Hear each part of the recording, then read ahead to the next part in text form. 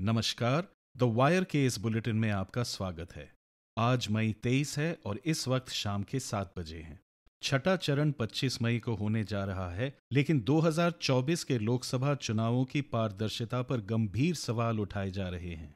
Association for democratic reforms ADR और common cause ने पुरजोर मांग की है कि चुनाव आयोग अपनी वेबसाइट के हर चरण के बाद मतदाताओं की संख्या तुरंत प्रकाशित करे। इसके जवाब में चुनाव आयोग ने बुधवार 22 मई को सुप्रीम कोर्ट को बताया कि आयोग के लिए फॉर्म 17C के आधार पर मतदाता मतदान डेटा या प्रत्येक मतदान केंद्र पर डाले गए वोटों के रिकॉर्ड का खुलासा करने का कोई कानूनी आदेश नहीं है, क्योंकि इसका, आयोग ने कहा, दुरुपयोग हो सकता है।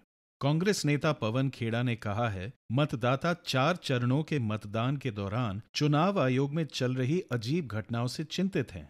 सबसे पहले चुनाव आयोग को मतदान का अंतिम आंकड़ा सामने लाने में 10 से 11 दिन लगते हैं और फिर वास्तविक समय के आंकड़ों और अंतिम आंकड़ों के बीच का अंतर 1.07 करोड़ों वोटों का होता है।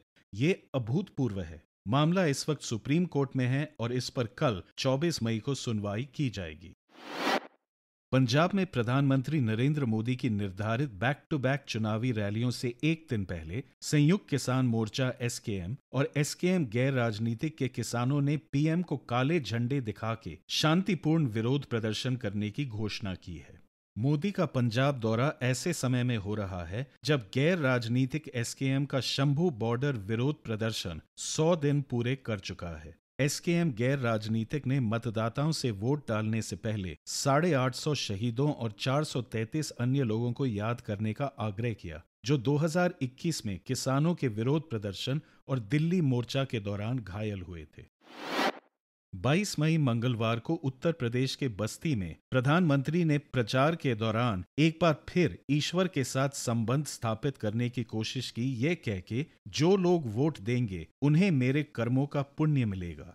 14 मई को वाराणसी लोकसभा क्षेत्र से अपना नामांकन पत्र दाखिल करने से पहले न्यूज 18 के साथ एक साक्षात्कार के दौरान मोदी ने कहा, पहले जब तक मां जिंदा थी मुझे लगता था कि शायद बायोलॉजिकली जन्म दिया है। मां के जाने के बाद इन सारे अनुभवों को मैं जोड़कर देखता हूं तो मैं कन्विंस हो चुका हूं कि परमात्मा ने मुझे भेजा है।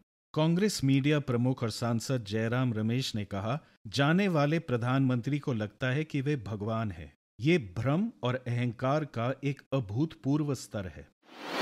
मोदी के आपत्तिजनक बांसवाड़ा भाषण के ठीक एक महीने बाद चुनाव आयोग ने निष्कर्ष निकाला है कि जिस भाषण का उन्होंने इस्तेमाल किया वो स्वीकार्य नहीं था।